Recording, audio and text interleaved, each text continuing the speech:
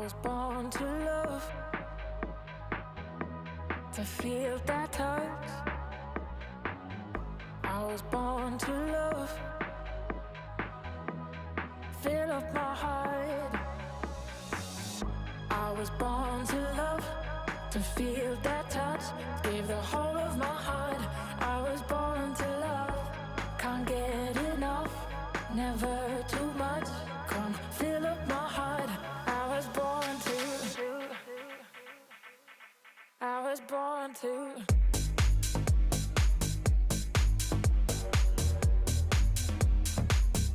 I was born to.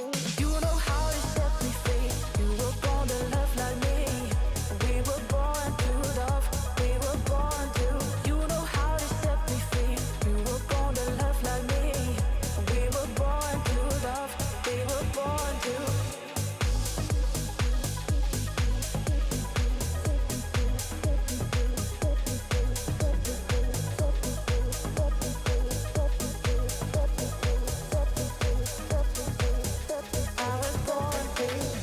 I was born to love, to feel that touch, give the whole of my heart. I was born to love, can't get enough, never too much. Come fill up my heart. I was born to. You were born to love like me. We were born to love. We were born to. You know how to set me free. You were born to love like me. We were born to love. We were born to. Born to. Born to. You know how to set me free. You know how to set me free. We were born to.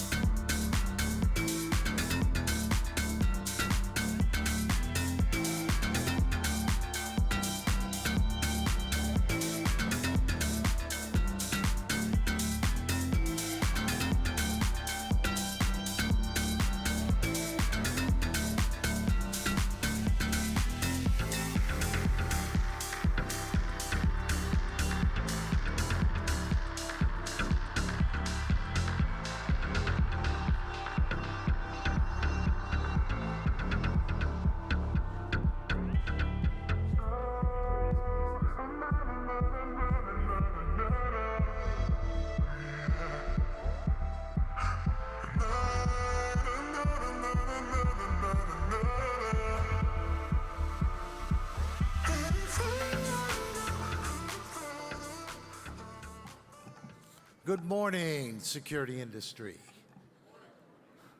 Good morning, security industry. All right, this is the crowd that didn't go out last night. Is that what this is? How we doing out there today? Everybody good? Got a really great speaker for you this morning. My name is Scott Dunn. I work for Access Communications, and I'm your current chair of the Security Industry Association. for one more year, and then they put me out to pasture. Unless you guys want to vote me in for an extra term, I'll be happy to do that. A couple of housekeeping things before we get going. One, they've told me that when this is over, they want you to exit this way. The roll-up doors will open, and that will take you right into the expo hall because they had all kinds of issues trying to get through that door yesterday. So if you can remember that, I'd appreciate it, and they'll be happy with me. Can anybody tell me what today is at ISC West? See, I knew you guys were sharp. Yes, it's Thursday. That's good. Okay. Today is Appreciation Day for veterans and first responders. We had a great event last night, Veterans in Security Dinner, small committee that has spun up over the past year. We raised some money for the Medal of Honor Center of Leadership, which supports previous Medal of Honors winners. Something we did last night, I'd also like to do this morning. If you are a veteran on current active duty or a first responder, would you stand so we could recognize you? Please.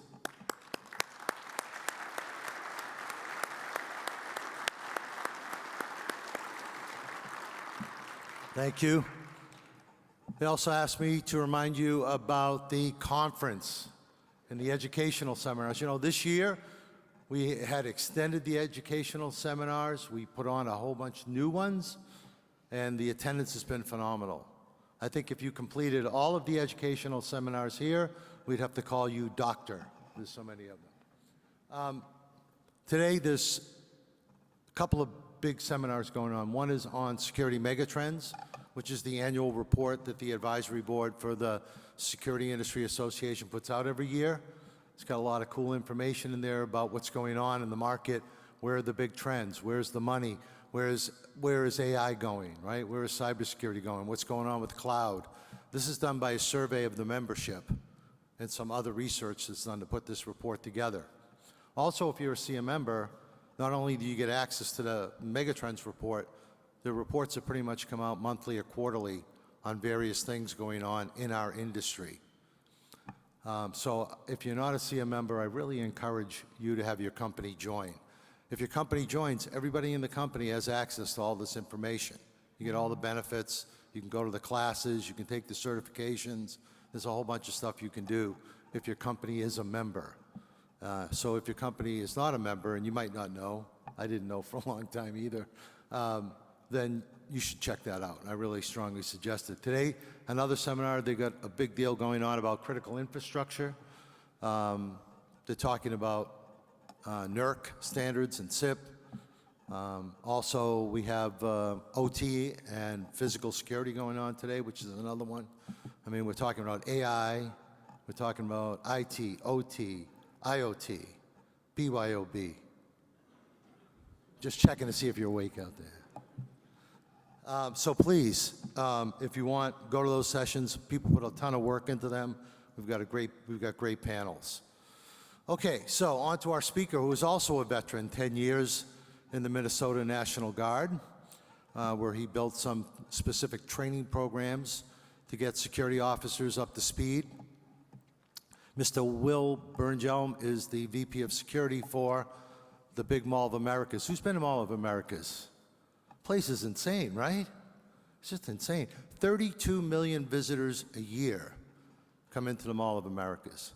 My company at Axis, we've been fortunate enough to work with the Mall of Americas for many years, and their security challenges are just stunning. And Will has really helped evolve this security practice into something that is really a showcase for other companies and other retailers to look at, to say, wow, this is stuff we should be doing. He's put in programs regarding facial recognition, which you'll hear about today. He's had dogs. He's got a canine unit that's detecting firearms, explosives. The only thing my dog can detect is when the refrigerator opens. So I can't believe the dogs can actually do all this stuff, but it's pretty cool. Maybe he's going to move to robot dogs, and he'll tell us about that. I don't know.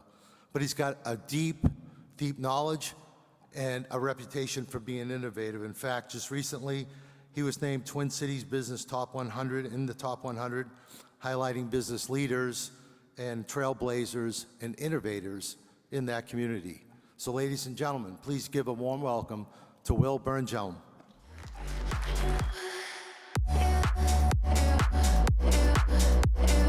Thanks, Scott. Appreciate it.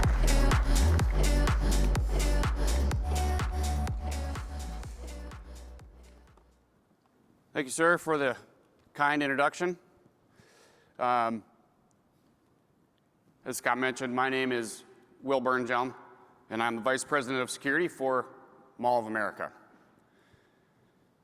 I've been with Mall of America for over 22 years. To be very clear, it was never my intent to be with Mall of America for 22 years. I grew up in a law enforcement family. My dad was a police officer. After I graduated high school, I wanted to follow in his footsteps, so I went to college to be a law enforcement officer. When I was in college, I joined the Minnesota Army National Guard. And I came out of college and I started immediately looking for police jobs. Back then, it was highly competitive, hundreds and hundreds of applicants for 1 or 2 positions. And I got really close at a suburban Minneapolis police department. I came in second out of over 400 applicants. And I was just destroyed. I was super disappointed in myself and just felt like I was never going to get there. So I went in and I talked to the chief and I said, "Hey, chief, what can I do here to make myself a better applicant?" She said, "Look, you're young, it's a highly competitive market. I just think you need a little more experience." I said, "Great, where can I get that? Because I need actual experience. I can't be stuck behind a desk. I need a full-time job, the student loans are due. Where should I go?" She said, "I think you should go to Mall of America. They run a tight ship, and I think it'd be good for you."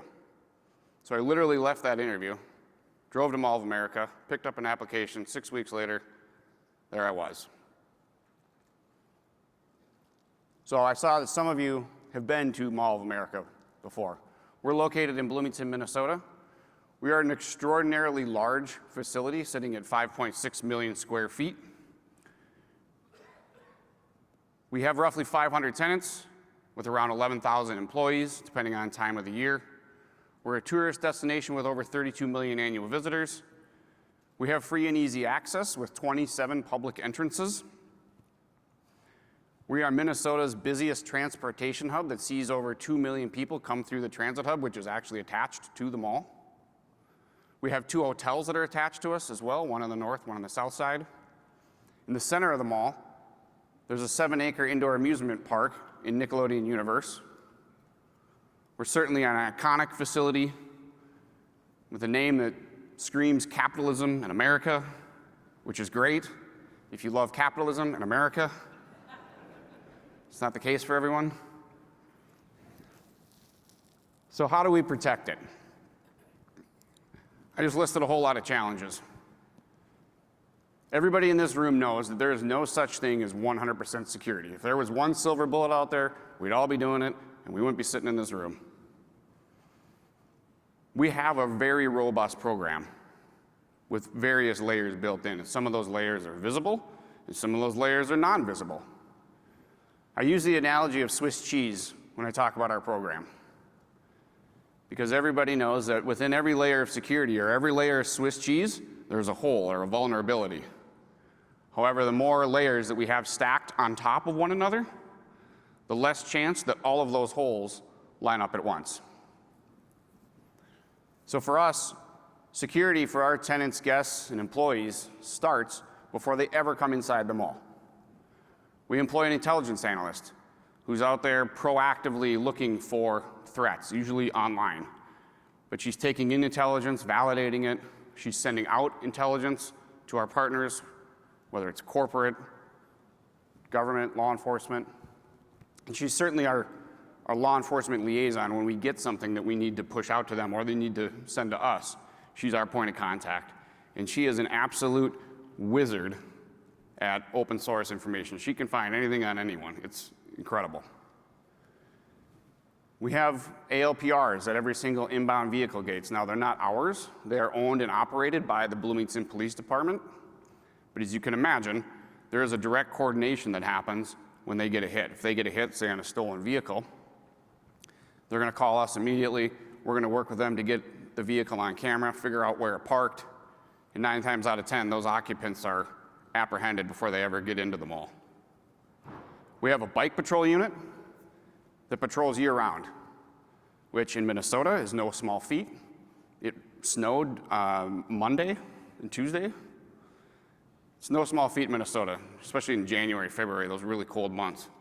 But they're out there patrolling the exterior of the building, the ramps, the parking lots. They're looking for anything suspicious, anyone suspicious. People may be breaking into cars, people who can't find their car.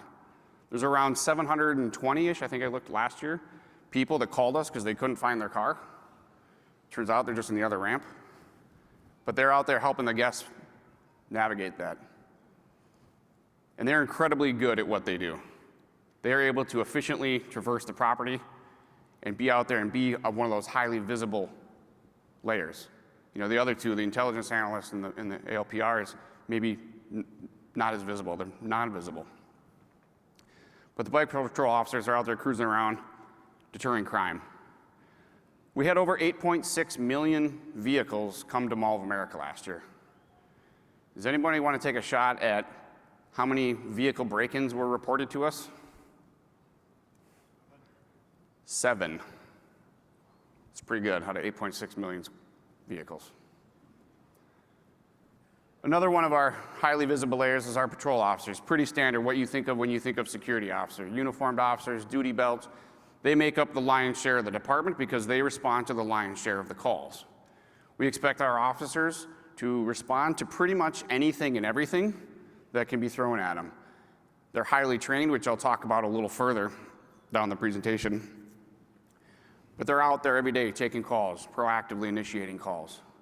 And it's anything from medicals, serious ones, to Band-Aid requests, dealing with disorderly or disruptive guests, lost kids. We had about 1,500 lost kids last year at the mall. To be clear, we found 1,500 kids. And that number is down significantly, actually. That's down about half from 10 years ago. Turns out when kids get cell phones younger and younger, that number drops. About 85% of our patrol officers will move on to be law enforcement officers at some point in their career. Roughly a third are either current service members or veterans. Another one of our highly visible layers is our parental escort policy. So this policy was started in 1996. The mall opened in 1992.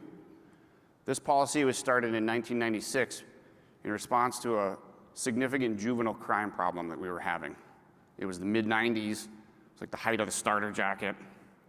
We very quickly became the town babysitter, where people would just drop their kids off at the mall and expect us to deal with it.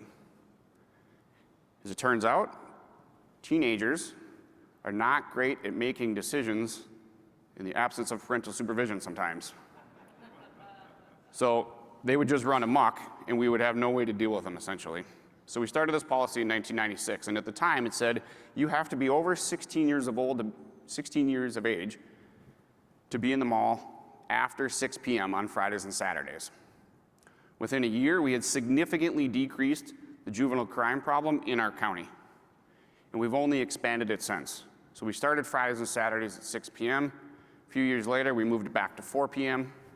A few years after that, we actually enforced it all day in between Christmas and New Year's. Today, that policy is enforced every single day, starting at 3 p.m. We weren't, I don't believe, the first ones to implement this type of policy, but now these policies are becoming the norm all over the country. They're not all exactly like ours, but they're very, very similar. And it's obviously retail centers like ours, but it's movie theaters. It's amusement parks.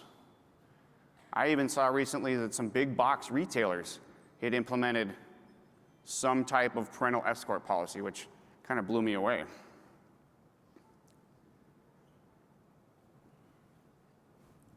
Another one of our highly visible layers is our canine unit. Everybody loves the canines. We started our program in 2002 in response to 9/11. At the time, it was one dog trained in explosive detection. Fast forward, we've evolved the unit, we've expanded it, and in 2023, we added firearm detection to their capabilities. So all of our dogs can not only detect explosives, but now they can detect firearms on people. I don't just mean in a static bag over there or in a field or what have you. I mean, when people wear a firearm into the mall, the dogs can sniff it out. They're all trained in-house. To get both through the explosive and firearm detection, it takes roughly 12 to 16 weeks, depending on the handler and the dog proficiency. And I'll say that we have one of the most incredible dog trainers on staff. He's literally grown up with it.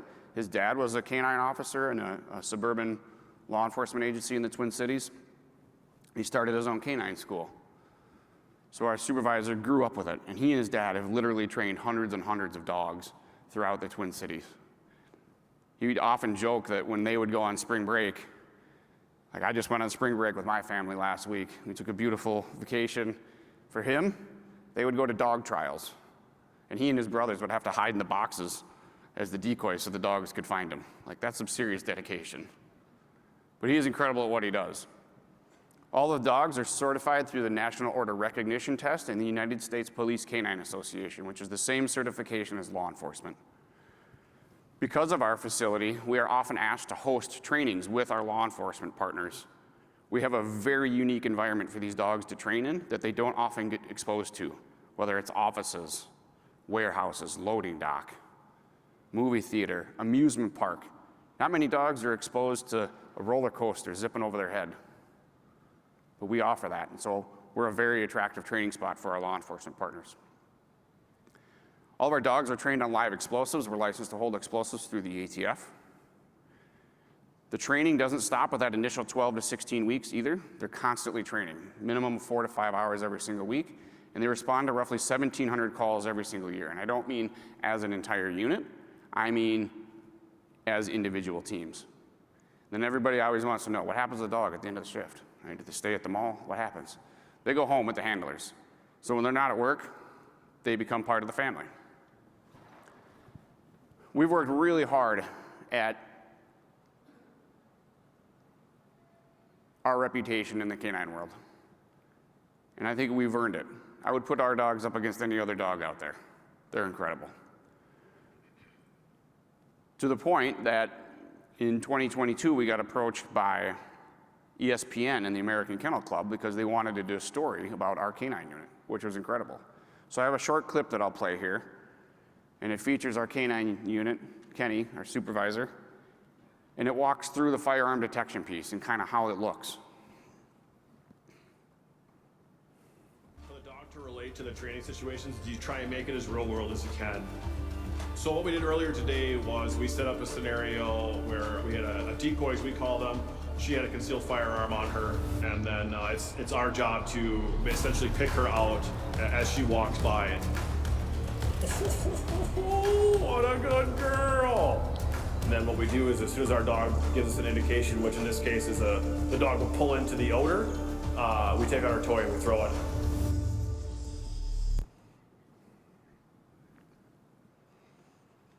Back to the non-visible layers. We have an undercover behavior detection unit.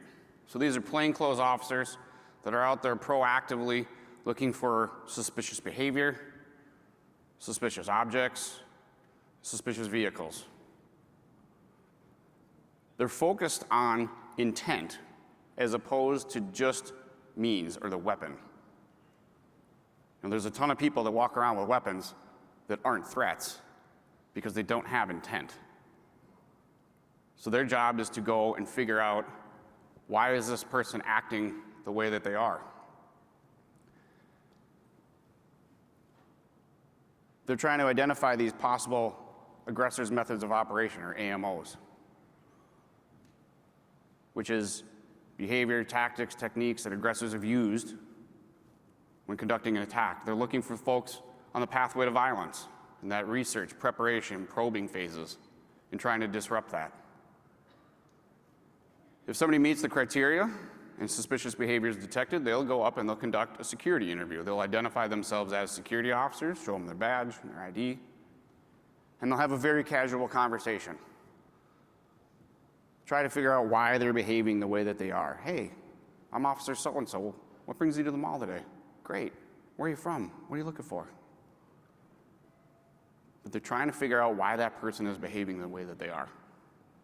Are they nervous and sitting in one spot for an extended period of time and hyper aware of their surroundings, sweating because that they're here as like a rehearsal for an attack? Or they're probing us? Or are they nervous because they're there to meet their Tinder date for the first time? It's their job to go and figure that out. Look, our officers are incredibly good at knowing what the baseline is for our facility. So when people deviate from that baseline, they're very good at picking them out and interacting with them. When I say covert and overt elicitation, covert, obviously, again, they're plain clothes, they're patrolling, they're picking people out. When I say overt elicitation, I mean that sometimes we will place uniformed officers, whether it's our patrol officers or canine officers, at entrances to the mall. And we'll place the behavior detection officer behind or to the side of them. And they'll look at people's behavior as they're coming into the mall and how they're reacting to that uniform or to that canine. And they're a very busy group as well. They conduct around 1,000 security interviews every single year. Staying with the non-visible layers, our training department. This is something that, there's a lot of things here that I've already talked about that kind of set us apart from others in the industry, but this is the one I think that really is kind of the bedrock to what we do, and that's training. It's something that is incredibly near and dear to my heart. When I started at the mall, I worked for about a year, and I got deployed to Kosovo with the National Guard. I came back to the mall. I worked for about 6 months or so. I got promoted into the training department. I loved that job. Didn't last very long, though, because about 5 months after that, I got deployed again. This time I got sent to Baghdad. I was an infantry guy, and we did patrols every single day in and around Baghdad. When I came back to the mall after that tour, it was important to me to bring back some of the principles that I learned over there and implement them in the training department. When we were in Baghdad, we would do some level of training before every single combat mission. We did over 400 combat patrols. And every single day, we would do some level of training. Not like some elaborate thing where everybody's sitting in a classroom with a PowerPoint or anything like that. It's sitting in the motor pool. Hey, if this happens, what are you gonna do? If this happens, what are you gonna do? What's your job if this happens? You'd think by like the 250th time of going over this that we would be like, okay, I got it. But we didn't. Every single day, we drilled that down. So when something did happen, everybody knew their job, and everybody knew their role, and they just operated like clockwork. So I kind of brought those principles back. When I got back to Mall of America, I was put in charge of the training department. I rewrote the curriculum. I took things out that I didn't think were necessarily applicable or looked at how they could be trained differently. I added things in.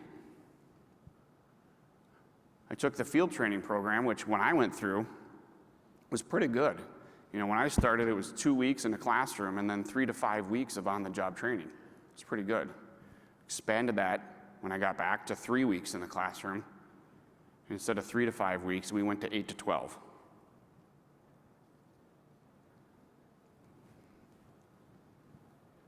So when officers start with us, they start their career in the classroom, like I mentioned, for the first 3 weeks.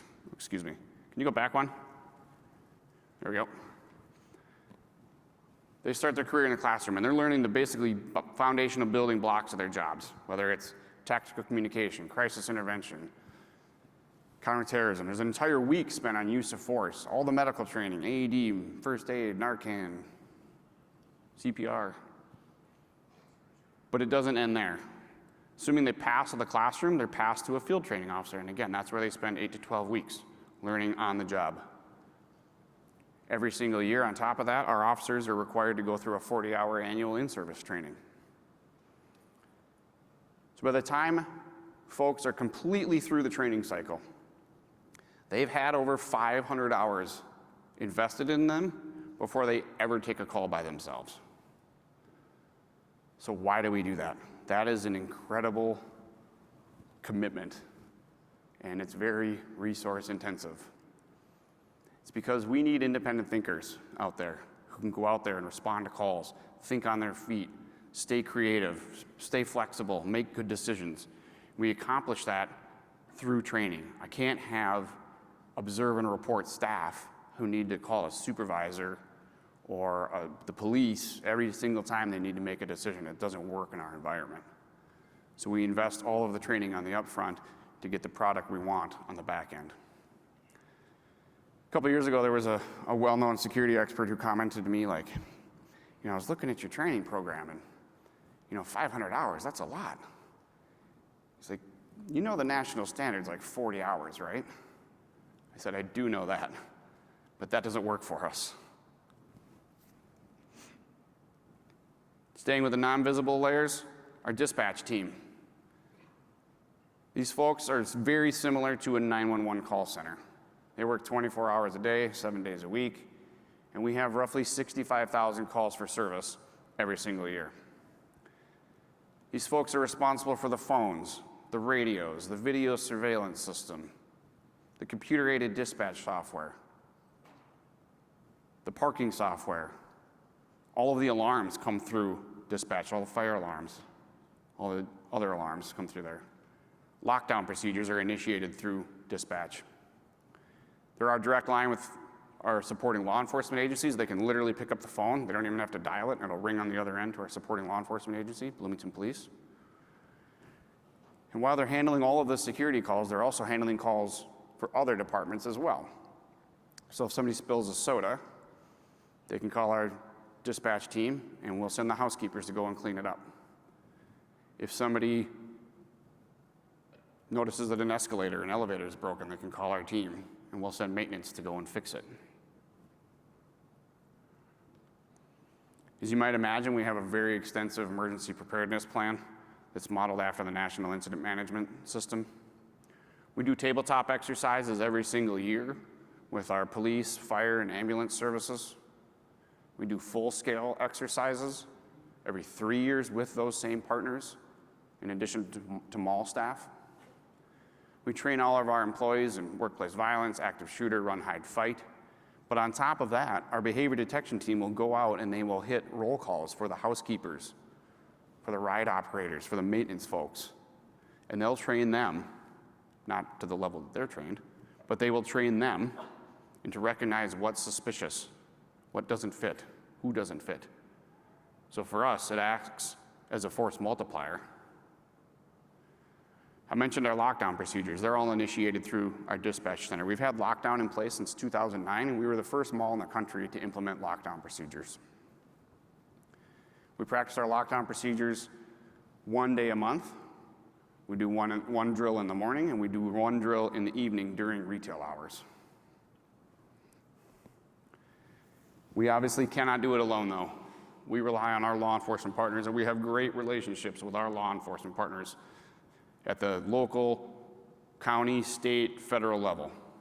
Bloomington Police, our main supporting agency, has a dedicated mall unit, which is an incredible asset to have at our facility every single day. It's made up of police officers who are there to work in Mall of America every single day. It's not like they're out patrolling throughout the city and just responding to calls at the mall. They're stationed and officed out of the mall. So when they come to work every day, they come to the mall. We get to know their staff. They get to know ours. We have regular meetings with their command staff. It's a great relationship. So in 2022, we had some very significant challenges at Mall of America. We had 3 shootings and an armed robbery. One of the shootings ended in a homicide. We had never seen that level of violence in our entire existence prior to that point. We had one shooting, I think, in the early 90s, 92 or 93, and then nothing for 29 years. And all of a sudden, in 1 year, bam, bam, bam. So it really forced us to look at, are we doing things the right way? Do we have the right programs and practices in place? And all the stuff I talked about just now, that was all in place prior to 2022. So then it forced us to look at, okay, what else can we be doing?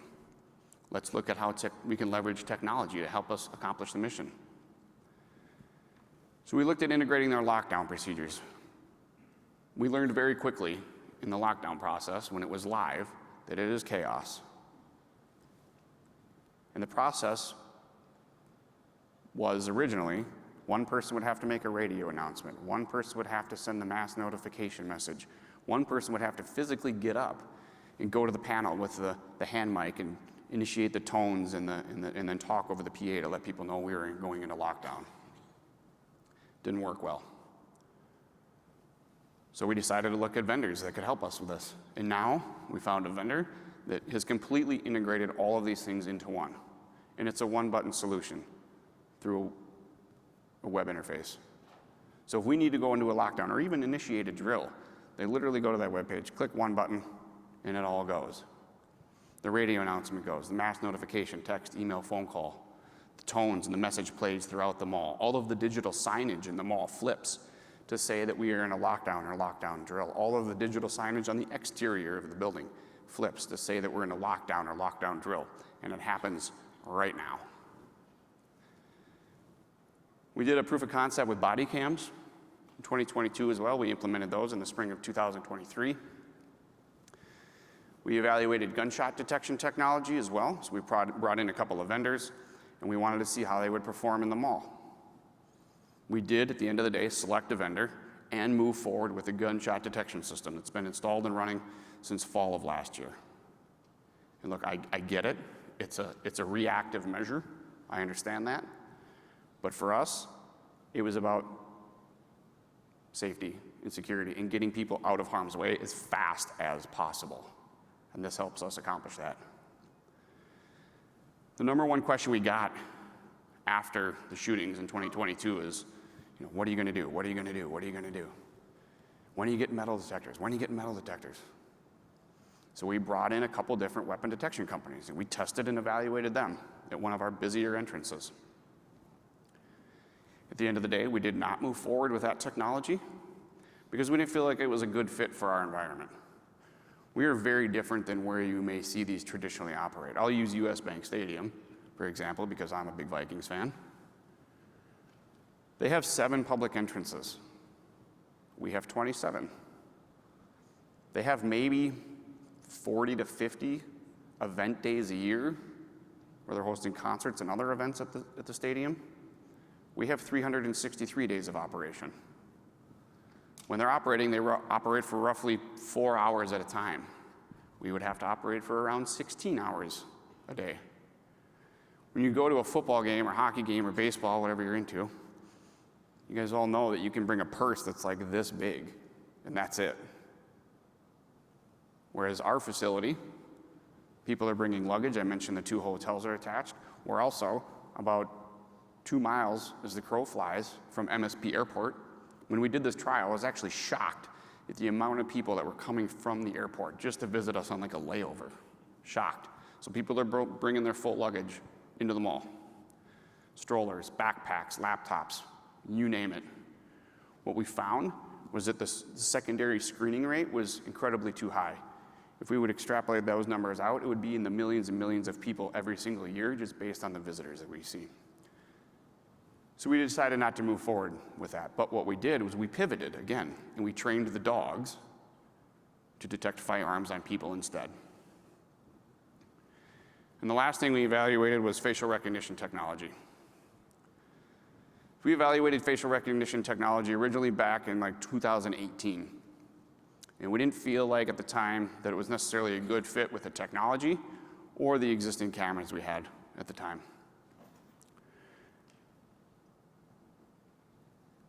But for us, it was one of the areas in 2022, I mentioned all the other testing that we did, that we needed to look at again. Technology moves very fast these days, as everybody knows. So we went out and we brought in 4 vendors and we tested them in our facility as a proof of concept. There was 2 vendors pretty early on where it was pretty clear that it wasn't going to be a good fit. But at the end, we had 2 that were pretty good, and we wanted to kind of do a head-to-head showdown. At the end of the day, we did move forward with one because one significantly outperformed the other. And that group is a group called CoreSight AI. They're our facial recognition software vendor. Once we had CoreSight selected, we obviously dug into how they had performed in the National Institute of Standards and Technology testing that they went through. We dug into how they performed in the Department of Homeland Security testing that they went through, and we were very, very comfortable with those results. So we decided to go down the path of implementation. We had to just start with how not to do it. There are some very public cases out there of folks using facial recognition, I'll say perhaps the wrong way. And so there was a very public case that came out where the FTC said, nope, retailer, you're banned from using facial recognition for the next 5 years. And if you want to use facial recognition in the future, here's what you need to do. Turns out that was incredibly helpful for us. We followed their blueprint, which was incredible. So how does our system work? And in the facial rec world, there's essentially 2 types of systems, one-to-one and one-to-N. One-to-N systems are kind of like the big brother, what you think of.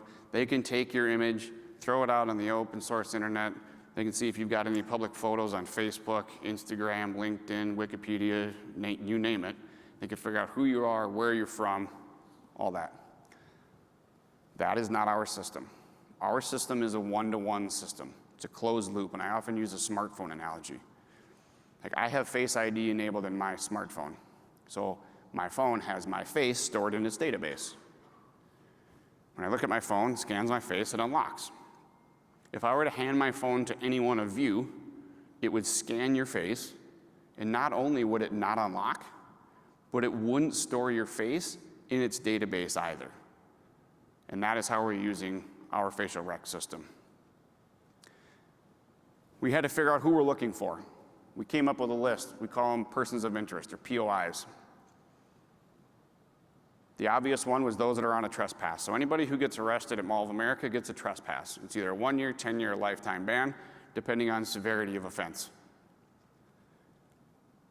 After that, we had to figure out, because not everybody fits neatly into that box, who else could be on this list. And it's those who may be a direct threat to our environment, those made known to us by law enforcement, or those who may be missing or in danger. So what happens when we get an alert? When we get an alert or a possible notification, it triggers in our dispatch center. They get an alarm, and what that does is it triggers up to a 3-level human review. Look, as good as CoreSight is, we are not going to trust the tech alone. They're 99.3% accurate, which is incredible. Again, we're still not going to trust the tech alone. We're going to rely on the human verification. So the dispatch team, they get this notification. They do their own individual comparison, and they say, yep, I think that's the right person. They will send it out to the staff. The officers on the floor will get it on their phones. They'll look at it and do their own independent evaluation, say, yep, I think that's the right person. Once they see the person in the mall, they confront them. Now they have a live person with the picture, and they do another verification just to make sure it's the right person. We have hammered into the staff over and over and over that just because we get a notification, that doesn't mean anything. Again, we're not solely reliant on the tech. They need to go out and verify that it's the right person. After they verify the right person, we follow standard procedure from there, which can depend on the situation. It may lead to an arrest. We may walk the person out for the day. We may call law enforcement. It just kind of depends what the offense is. So our facial recognition technology has a very narrow purpose, and that is security and safety only. We are not retaining any information on non-POIs. I mentioned those 4 categories of POIs. When you walk into our facility, it's scanning your face, and it's saying, are you on this list? If yes, we get the notification. If no, that image is gone. It goes away. We are not storing any data on non-POIs. We're not tracking our guests' movements through the mall. We're not figuring out where they're shopping or how much time they're spending in the facility. Again, we're not trying to ascertain who they are, and we're not retaining any information on those non-POIs. It's, are you on this list? Yes or no. That's it. So how do we get from point A to point B? It was a lengthy process. One of the first things we did was we engaged a third-party legal expert who is an expert in facial recognition and the laws surrounding it. It's kind of a murky world out there in the facial rec world, depending on state by state. But he helped us navigate how to do it responsibly and do it the right way. He helped us navigate the FTC mandates, and the guy is absolutely incredible. We engaged our VMS and our reporting software partners to make sure that CoreSight would integrate with them. We performed a data protection impact assessment to make sure that we were adequately addressing any privacy concerns that were out there for our consumers. We upgraded all of our servers because we selected high-performing 4K access cameras to run this system on. We could have chosen to run it on all of the hundreds and hundreds of cameras that we have, but we chose not to. We wanted incredibly high-performing cameras dedicated to this alone. So they're running on a separate system. Additionally, we updated all of our mall rules that are posted at every single entrance. We created a dedicated facial recognition webpage.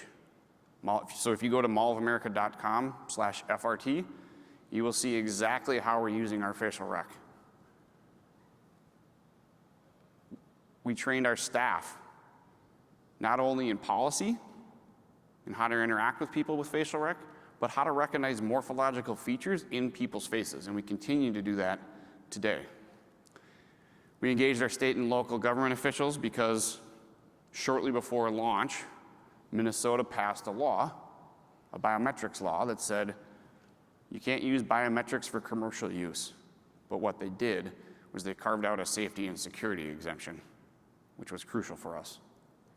So we reviewed that bill, that law, thoroughly. We believe we fit into the safety and security exemption based on how we're using the program. We actually reached out, we met with the bill author to talk to him, just to make sure that he agreed with us, and he did. He said, well, it's very clear to me, you guys are using this for safety and security only. We engaged the governor's office. We let them know that we were using it, about to turn it on. We continue to meet with our elected officials and educate them. What we have found is that some just don't understand, one, how we're using it, or facial recognition as a whole. There's a lot of, I think, boogeyman theories out there about facial rec and what it does and doesn't do and how we're using it. So shortly after launch, we were criticized publicly by a couple different groups, some of which were lawmakers. And so we have continued to educate them about our narrow scope and how we're using it. 9 times out of 10, I think they walk away with a much different perspective, and they understand that putting out a statement saying that our system is only 60% accurate isn't true. It's not true. We would never obviously select a system that's only 60% accurate. We did press releases. We engaged the media. We brought the media in. This is a strategy we actually started in 2023. After we had those shootings, we brought the media in. We talked about all the programs and practices I talked about. We gave them a behind-the-scenes tour. When we trained the dogs and certified them in firearm detection, we brought the media back in, showed them those capabilities, brought them in again, which I'll talk about a little further, to let folks know, hey, this is how we're doing it. One of the things the FTC said is you can't hide what you're doing from the consumer. So we said, okay, fine. We changed all the signage at the entrance, so if you come to Mall of America now, you'll see in giant block letters when you enter, facial recognition technology in use. Again, dedicated webpage, did media stories about it, not hiding anything from the consumer. One of the things the FTC also said was that you need to not trust your vendor. Just because they say they're 99.3% accurate, don't trust it. So we didn't. We went out and we hired a third-party professor from the University of Minnesota who's an expert in AI, machine learning, and he dug into the data for us. And he came back and said, nope, what they're telling you is correct. So we did that as well. So now this is one of my favorite parts of the presentation. How is it working? We did this big media campaign.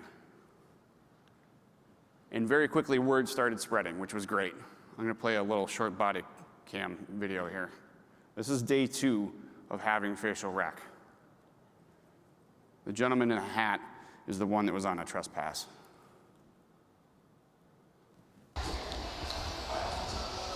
At an identity is confirmed. I'm just going to escort it out.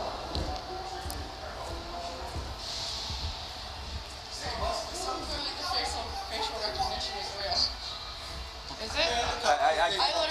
I literally was like, I saw that on Facebook. I can't really talk too much. So if you didn't catch that, she said, this is day 2, mind you. So I guess that facial recognition is real, huh? And then she says, I saw it on Facebook.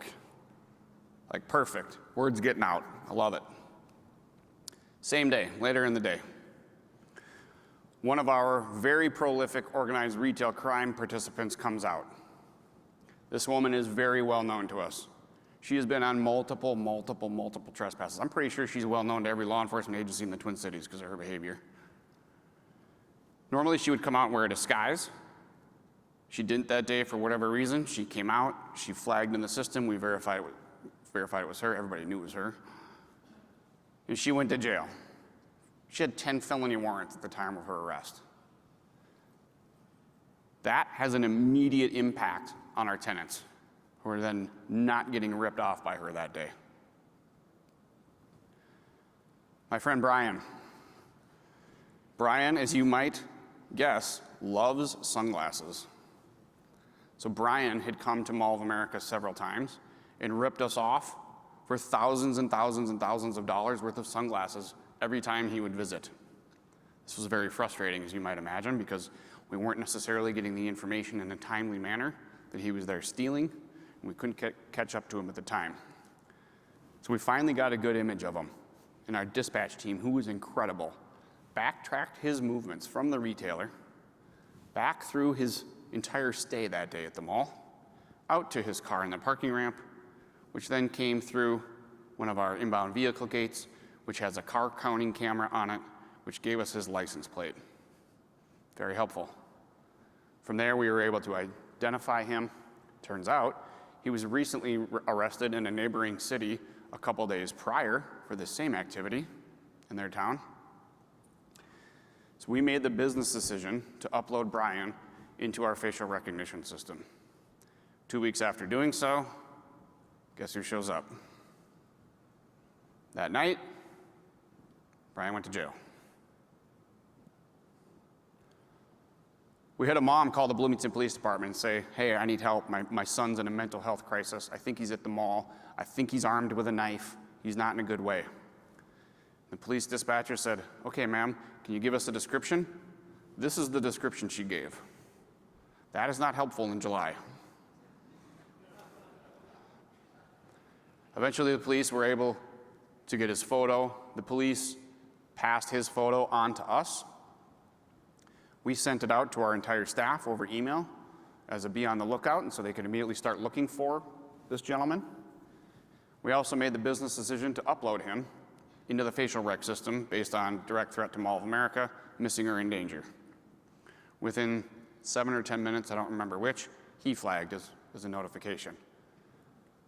We went up with the police, verified his identity. He was, in fact, in a mental health crisis. He was, in fact, armed with a knife. Police were able to take him into custody and get him to the hospital and get the help he needs. So I mentioned how word was getting out. We had day 2 on the body cam. Well, hey, I heard that facial recognition is real, huh? Well, then about a month in, we started seeing it online. So Tiffany is posting about her daughter who went out to the mall to buy her a birthday present. How nice. Her daughter's on a trespass, and she flagged in the system for being on a trespass. Tiffany was nice enough to post publicly for all her friends to see that we have facial recognition.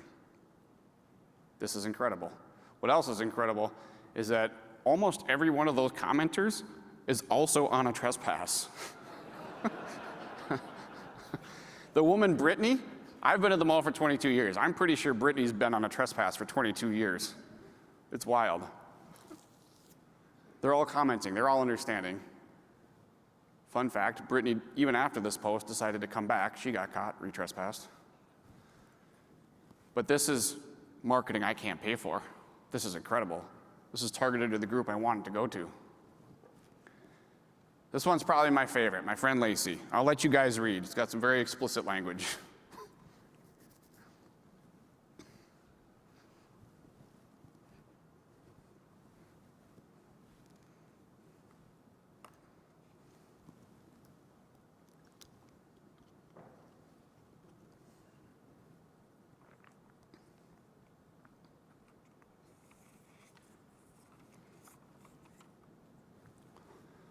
Incredible.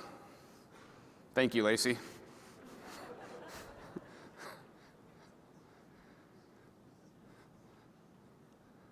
Like, again, this is targeted marketing. I can't pay enough money for that. It's great. So the story continues with Lacey. This was in July, she posts this. November 13th, she posts again. She knows exactly when her trespass is up. It's gonna be up in 2 days. I'm gonna go hit Forever 21.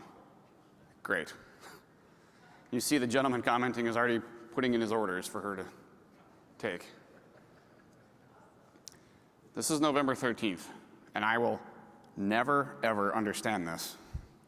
She understands that her trespass expires on the 15th. She publicly says so. What does Lacey do? She comes back on the 14th.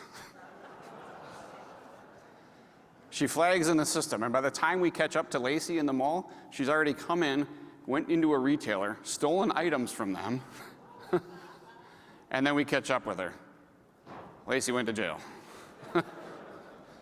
Lacey had 5 felony warrants out for her arrest at the time. We saw this recent example on TikTok. We actually looked for this woman because nobody recognized her, and even our intelligence analysts went back through, and I don't know that she's even been arrested out there. But again, I'll take it. Nobody could find her. I'll take that. She's spreading the word for us. That's incredible. So by the numbers, I looked at the data how we were doing prior to having facial recognition on trespass stops. So this is the old school officers walking around with a sheet of faces, walking around in the mall trying to pick out who's on a trespass and who's not. So I looked at from the day we launched until end of February of 2024, 23 to 24. We had 561 stops. That's pretty good, the old school way, I thought. I looked at the same period after facial rec. There's a 92% increase in the amount of people that we're stopping. That's obviously significant. And then I looked at, okay, how does it look month over month? So I pulled that data. You see, July and August are the first 2 months that have the highest numbers. That's because I think word is still getting out, right? But then what you see are those numbers continuing to drop. They drop for several months in a row. December and January, they go back up. December obviously is our busiest month of the year. It gets cold out in December and January. And then in February, they drop back off. So then I was curious, like, how does that correlate with our traffic numbers? Because if our traffic numbers are doing the same, then it's maybe not as impressive, right? If traffic's down, then we're gonna see less stops or whatever. But it's not correlating. The traffic zigzags by month, right? But what we continually see is those number of people that are on a trespass coming out to reoffend go down and down and down. So that tells me, again, that the word is getting out. We're never gonna stop them all, obviously. Some people would just continue to come back to the mall. But this tells me that the word's getting out. I mentioned a few stories between Brittany and Tiffany and Brian and the woman, the prolific organized retail crime participant, Lacey. You know what they all have in common? They've never been back out since their original facial rec arrest. Again, that tells me that it's working. I also looked at, okay, how is this affecting crime and some of the more common calls that we have? So I took 5 different call types. I took all of our theft calls, misdemeanor theft, gross misdemeanor theft, felony theft. I looked at our disturbance calls, our disorderly conduct calls, and I grouped those 5 categories together. And I looked at prior to facial rec. How does that look? And the number kind of goes up and down, up and down. Then I compared it to after facial rec. What you see again is July and August, they're slightly below the non-FRT numbers, But again, word is still getting out. It's also the 2 highest months that we had trespass stops with facial rec hits. After that, for the last 6 months in a row, we've had over a 20% decrease from the previous year, month over month over month. That's incredible. I mentioned our media campaign that we went on with facial rec. And it had a twofold purpose. One, we're not trying to fool the consumer into what we're doing at the mall. We want to educate the public on how we're using it. Since those stories, we've had no questions from employees. We've obviously talked about it with employees. We've talked about it with our tenants in tenant meetings. They have no questions. But it also has the additional effect of getting the word out to the folks we don't want to come to the mall as well. You know, I obviously have a professional interest in keeping the mall safe, and I think that we've built an incredible program with all these different layers, visible, non-visible. But I also have a personal interest in keeping the mall safe.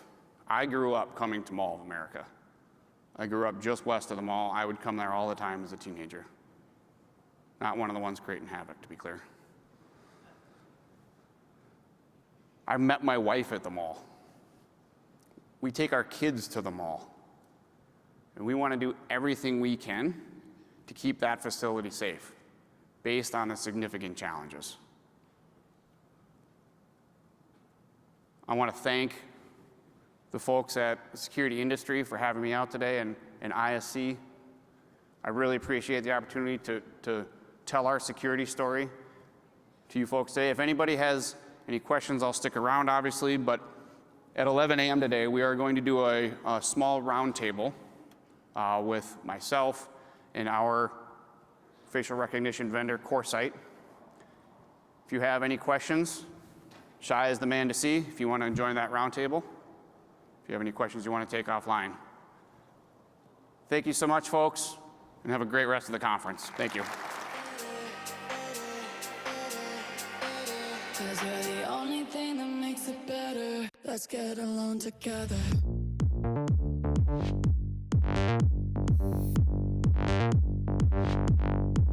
'Cause you're the only thing that makes it better. Let's get along together. Get along together. Get along together. The only thing that makes it better. Let's get along together. Get along together.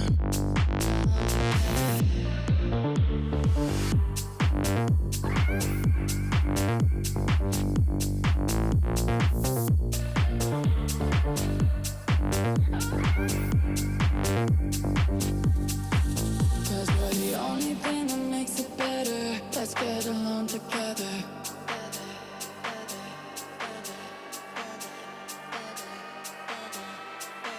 Cause you're the only thing that makes it better. Let's get along together.